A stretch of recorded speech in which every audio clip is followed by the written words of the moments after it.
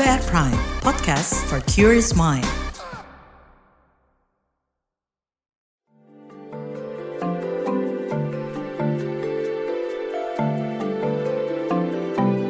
Saga, cerita tentang nama, peristiwa, dan fakta.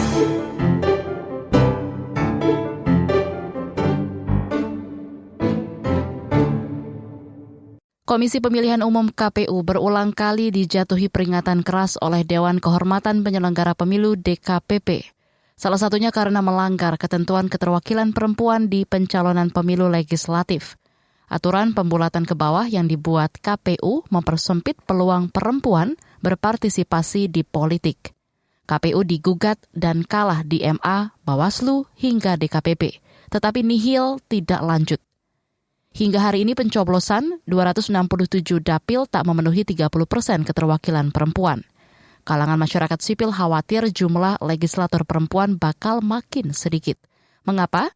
Jurnalis KBR Nini Yuniati berbincang dengan beberapa aktivis perempuan tentang keresahan mereka. Simak laporannya yang dibacakan Astri Yuwanasari. Undang-undang pemilu jelas-jelas dia menyampaikan bahwa harus ada gitu 30% minimalnya.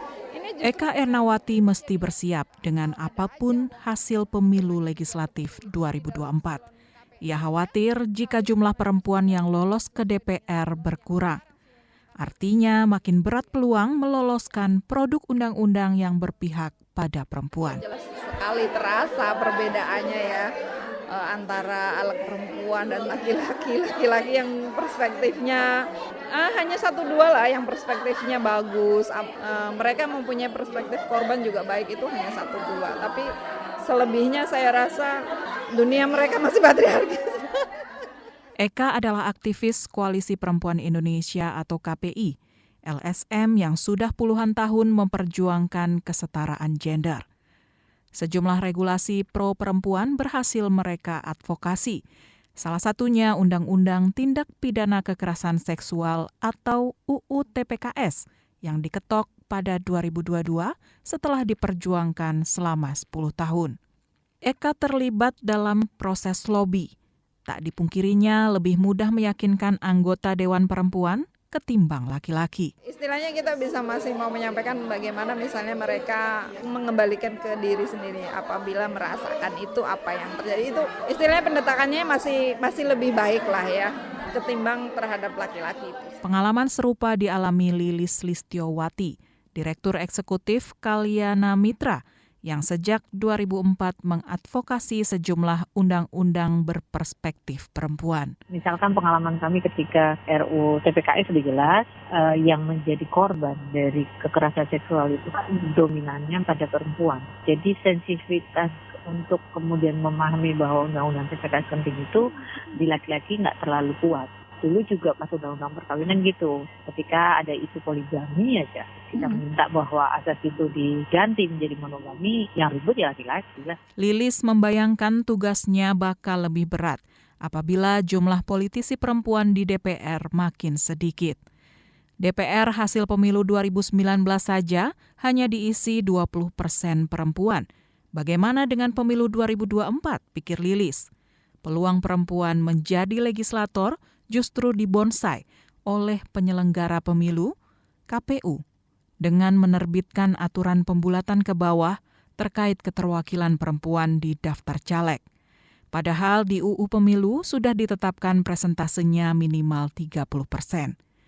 Pengajar hukum pemilu di UI, Titi Anggraini, menjelaskan bagaimana aturan KPU itu memangkas kesempatan perempuan berpolitik. Kalau di suatu dapil partai mengajukan 4 orang caleg perempuan, kan 30% dari 4 itu kan 1,2. Caleg kan nggak mungkin ada yang 1,2, pasti kalau tidak 1 ya 2 orang kan. Nah oleh KPU karena 1,2, 2-nya itu kan desimal kurang dari 5, maka dia dibulatkan ke bawah. Oleh KPU dibulatkan jadi angka 1. Sementara kalau angka 1 dari 4 kan cuma 25%. KPU digugat oleh Koalisi Masyarakat Peduli Keterwakilan Perempuan. Di Mahkamah Agung, aturan pembulatan ke bawah dibatalkan. Di DKPP dan Bawaslu, KPU juga kalah. Namun hingga hari pencoblosan aturan itu tak kunjung direvisi.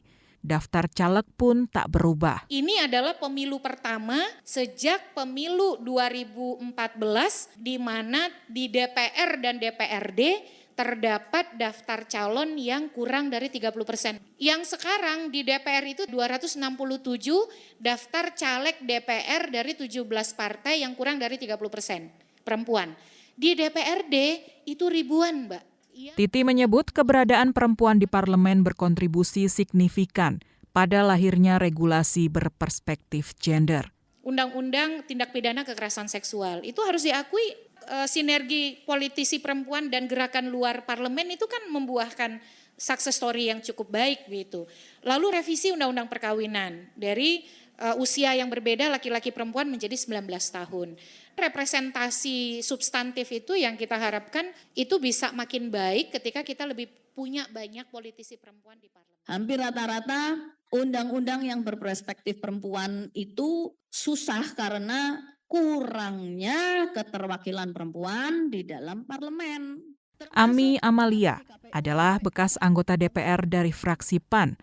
Ia salah satu inisiator RUU TPKS saat masih duduk di badan legislasi. Dulu itu undang-undang TPKS tidak pernah masuk prolegnas karena tidak ada perempuan yang berani menyuarakan di badan legislasi. Waktu itu saya nekat, kebetulan gayung bersambut saat kabiro hukumnya di Kumham itu kebetulan perempuan. Akhirnya masuklah saat itu di prolegnas jangka panjang. Baru kita dorong lagi ke prolegnas prioritas. Itu saja penuh dengan negosiasi dengan para pimpinan. Yang akhirnya sampai berhasil diketok. Sistem di dalam dan di luar mendukung. Ami menekankan pentingnya kehadiran perempuan di parlemen. Meski diakuinya, hadir saja belum menjamin suara perempuan bakal diakomodasi. Sebab masih ada hambatan lain yang mesti dilewati. Dari banyak demo-demo tentang apapun ya, termasuk kemarin keterwakilan 30% perempuan yang diperjuangkan juga oleh koalisi masyarakat sipil, KPPI juga ikut berjuang, atau mental juga kan. Karena kalau tidak ada political will dari dalam partai politik, itu berat. Berjuang di dalam sistem itu sudah berat. Apalagi berjuang dari luar sistem. Menurut Titi Anggraini, komitmen parpol rendah untuk memenuhi keterwakilan perempuan. Parpol enggan merekrut caleg perempuan karena dianggap tidak menguntungkan. Ternyata perempuan dianggap kurang kompetitif di dalam melakukan kerja-kerja pemenangan pemilu. Makanya mereka lebih memilih untuk menempatkan laki-laki di dalam daftar caleg karena kan dalam sistem pemilu kita suara terbanyak ya. Untuk mendapatkan kursi itu perempuan dianggap kurang kompetitif dibandingkan caleg laki-laki. Sementara itu, dosen Fakultas Hukum Universitas 11 Maret UNS, Agus Riwanto mengatakan KPU sudah menindaklanjuti putusan MA dengan meminta parpol mengubah daftar caleg. Tampaknya KPU merasa putusan MA itu kan diktumnya sudah jelas ya, ketentuan pasalnya itu diubah di ketentuan itu. Sehingga KPU tidak perlu mengubah PKPU, tetapi dia kirim surat kepada partai-partai untuk memenuhi keterwakilan perempuan dengan cara mematuhi putusan MA. Di sisi lain, MA juga tidak menjelaskan soal kapan putusan itu diberlakukan. Karenanya ada celah KPU menafsirkan bahwa putusan itu berlaku pada 2029. KPU kan sudah berkirim surat kan ke MA, minta fatwa kan. Ini berlakunya untuk kapan sih? 2024 atau 2029? Nah, MA dalam surat balasan itu mengatakan terserah KPU begitu. Selain MA, putusan Bawaslu juga dianggapnya janggal. Agus adalah ahli yang dihadirkan KPU di sidang gugatan keterwakilan perempuan di Bawaslu. Putusan itu juga aneh karena tidak ada perintah untuk mengubah norma atau melaksanakan putusan MA. Hanya dikatakan bahwa KPU melakukan pelanggaran administrasi, tata cara dan prosedur pelaksanaan teknis pemilu menyangkut teknik keterwakilan politik perempuan gitu aja. Agus bilang parpol yang menolak memenuhi keterwakilan perempuan di daftar calegnya tak bisa dijatuhi sanksi. Sebab tidak ada ketentuan itu dalam undang-undang pemilu. Di undang-undang itu kan ada perintah, ada larangan, satu lagi ada sanksi kan gitu. Ini sanksinya nggak ada loh Mbak, cuma perintah itu dan larangan aja. Asas hukum nggak terpenuhi dalam pasal itu. Agus menyarankan masyarakat sipil mengajukan revisi UU Pemilu guna menghindari masalah serupa terjadi di pemilu berikutnya. makanya harus dikasih sanksi. Kalau tidak memenuhi kedaulatan politik perempuan 30% pada saat pencalonan, maka partai politik akan didiskualifikasi dari pencalonan, tidak bisa ikut menjadi peserta pemilu. Kan lebih ganas gitu kan, jadi nggak ada salahnya gitu. Jadi berangkat dari rumusan norma di dalam undang-undang pemilu itu yang lebih penting ya. Demikian Saga KBR, saya Astri Yuwanasari.